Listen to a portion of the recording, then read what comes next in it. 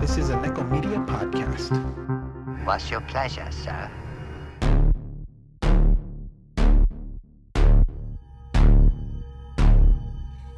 Welcome, cinephiles and cenobites. This is episode 5 of season 3. I'll be your host, Annika P. Cinderella Hellborn, mother of Grendel, the bringer of chains, your neighborhood soul breaker, dog raper, cheese-tasting hobbyist, Dan Stevens enthusiast. Yeah, that be me. Today, Mox and Ono will be reviewing the thriller horror Deadly Crush, written and directed by Dakota Aesquivel. This one is a toss-up. Hear who enjoyed it and who didn't. Deadly Crush. Alright, well, welcome to this new episode.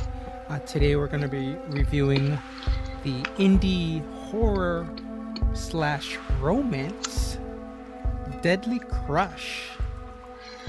Dakota Aesquivel's Deadly Crush. Yes, it's written and directed by Dakota Aesquivel, and the film stars William Demon Knight Sadler. I know. Right? His best movie by far. Right? Courtney. Courtney Weenie the Genie Gains, a.k.a. You Shit on My House. You shit on my house. A.k.a. Scram McFly. Yeah, Courtney Gains. The film also stars Aria London. And we also have Judy Tenuta in there as well. As the her name's Busting at us as the comic relief. Psychic. Small part, Yeah. but she kills it. She kills it, yes. Clairvoyant is her name. I had to catch that a couple times before I realized it was a pun. Right. She wasn't stuttering or like a dramatic pause. Like, that's her fucking stage name she goes by for her job in the movie. Yeah. Clairvoyant. Yeah. How do we decide to sum it up? Yeah. Okay. A creatively blocked painter begins a sexual tryst with a murdered robber. Yeah, basically, yeah. Okay. Yeah, she's holed up at the very same cabin Which is a nice ass cabin. Like, it is. I mean, I guess it kind of sucked me out of the story. Like, that's supposed to be the retreat house after the job, right? Yeah. Usually it's some bullshit fucking warehouse with chains or like a busted radiator. This place is beautiful. Like, this is where I would go on an artist retreat. Like, that's what I think of, Some cup of wine, and then you get accosted by the local fucking melon heads trying to rape you and shit. Like, that's where I Spit on Your Grave takes place. I look like that's not like the place where like shit goes bad. We meet up at this spot to divvy up the ends. Right. But anyways, that aside, right? It's like a beautiful cabin. Yeah. It's like whose pad is this? Yeah, like I know, right? It's like white trash kids, dude, or right? Kind of punk girl, and then Indian guy. Yeah. Either that or they just broke in. Like, that maybe didn't get sold yet. It's like a prefab place that hadn't got sold yet. Sure. And they just used it as a squatting place to plan their heist. But yeah, everything, that's the central location, right? The murder happens there, and then that's where the body of the actual story takes place. Yeah. Which I liked. Yes. Like I didn't realize like how the timeline for the story is actually like just 2 days for the main story. Really? Oh, yeah. I didn't realize that either. It feels longer. I feel like there's more night shots than that, but anyway. For the main story. They jam pack it with sex. That's why. Right. All right. So, initial thoughts of Deadly Crush. I just gotta say, it is polarizing. It depends what you can stand. Also, what your kind of not necessarily preferences, but I get turned off by sex scenes in the movie. It is a huge plot point in this movie, so you can't really take it out of the picture. But it just was a turn off for me that never recovered. Nothing to do with the narrative or anything like that. Aesthetically, it's beautiful. There's some really good editing and some really kind of a flary, there's some really nice flair to the editing. Sure, yeah. And the rhythm of the editing. But just, oh my God, it is overwhelmingly sexual. And I feel like the title Deadly Crush does not prepare you for what you're about to watch. I mean, it's like there's crushing, but more in like smashing. Like, get that. Like, there's a lot. Call it deadly smashing or the deadly pounding. Yeah, she takes up pounding. Yeah, the scenes. Yeah, it's overtly erotic, lustful. It is very overtly erotic. And but I say it's not that graphic though. I mean, yeah, I appreciate it's that. got really cool shots. Like it's in the dark and then it's like silhouettes. Nice shadow. Yeah. Nice silhouettes. So they make it very look sinewy. Yeah. The look of it is really nice. Yeah. So the beginning of the story, I mean, it's really cool. They use kind of what you call like cross fading stills of that opening robbery in black and white. Sure, and it's really nice. It's really nice. It's paced really well. And it's kind of inventive, you know. I that's a really great way to kind of pull you into the story. And then we get to that beautiful cabin in the woods where they're supposed to divvy up the booty. We should point out too that it's 1972 when the robbery happens. When it opens. Yeah. And then 40 years or present day, pretty much. Mm-hmm. Yeah. And I want to say that Aria London's character Bryn. Yeah. Bryn. As an artist. Fucking dope, right? Yeah. I mean, I don't know who on the production staff actually came up with those paintings and shit, but I'd buy that shit. That shit is dope. They call that that's abstract expressionism. Oh, is that what it is? That's really Pollock style, I guess, in a sense. Really? Oh, because I look so much better than Pollock. It looks like art. Like Pollock looks like someone fucking sneezed, burst a blood vessel, and that's what shit ended up on the canvas. Like, here I go, $1 million, please. Right. I call it life in splat. And I feel like only an artist would be so accepting of this ghost. Like, if it was just some normal, person renting out the cabin. Artists are weird, yeah. Like, to me, as an artist, I'd be like, you know what, just go with it, right? Like, I'm haunted as fuck. I think something is here. But they're like, just use it. Channel it into your vision. It's like, you know what?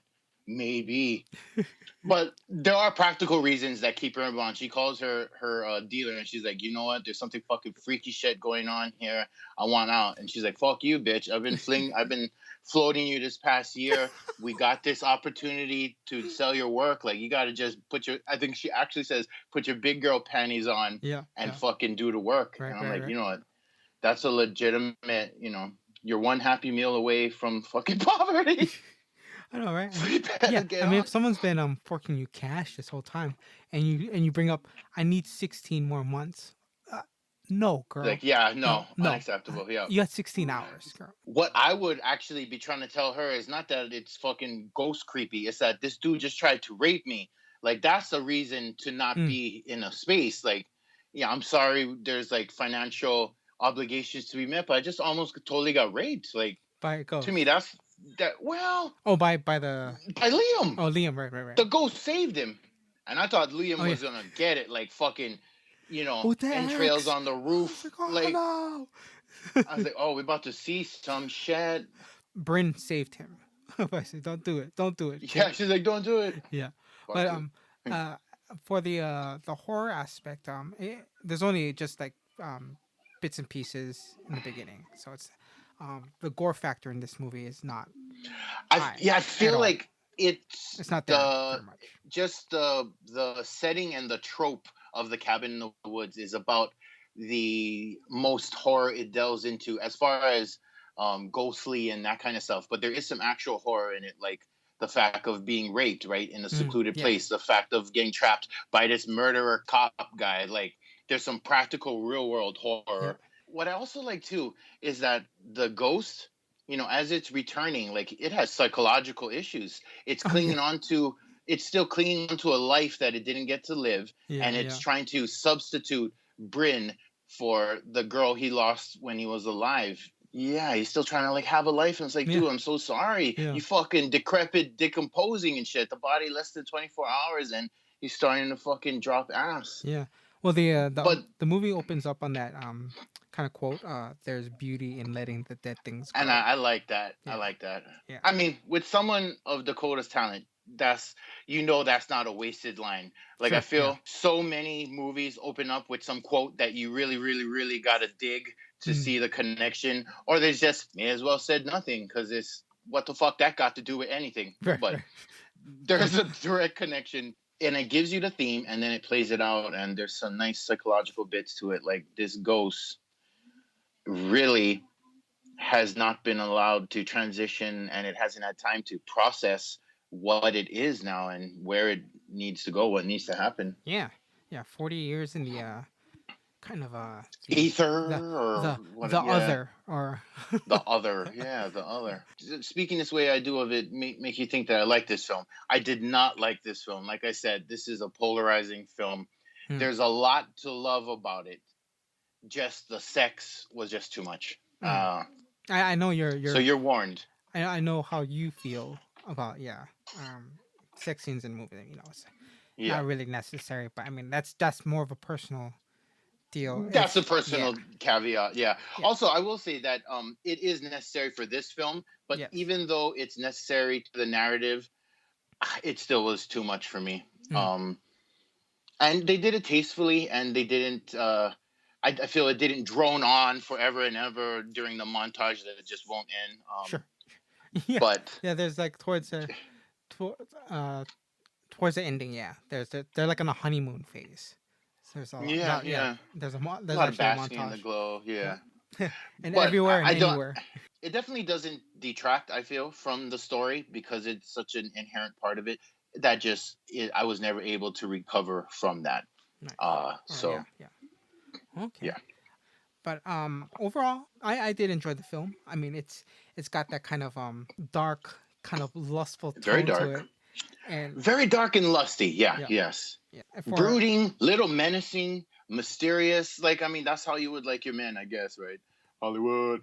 Oh, also, I feel like we should mention there is some really nice themes. I don't know if it's because you can tell that the director is a minority, but it's like the bad guy represents more than just being like a killer. Like he represents this time where like white people or the whole patriarchy was kind of at the top, and things like murdering a minority could just get kind of swept under the rug. And a lot of them harken back for those days. They have longings for those days, and they call it the good old days of family values. Well, that's basically the fucking bullshit term. I forget the better word for that, but it's like the bullshit word for like back in the racist heyday. Euphemism. That's the word I'm looking for. Okay. Yeah. The good old days of family values is just a fucking patriarchal euphemism for back in the days we could murder the coloreds. All right. Closing thoughts on Deadly Crush? I would have to say Deadly Crush is to period pieces as Jane Campion's The Piano is to ghost fucking. Yes. Nicely well said there. Thank you, sir. Thank you. Yeah. It's a nice fresh take on the kind of paranormal thriller / horror with kind of underlying, romantic subplot in there.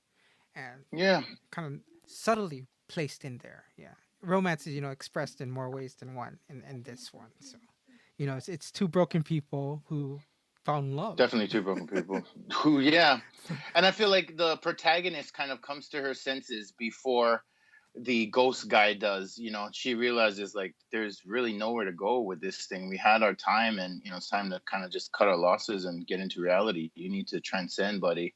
And I think his spirit is just unwilling to. Right on. Well, you heard it here. Deadly Crush. This has been a Nekko Media podcast broadcasting from the Blood Cave, part of the /tag Potter family. For myself, Annika Pussyfoot, Mox and Ono, keep the lights on and check under that bed because there's only one universal truth. No lives matter. That means you. We have candy.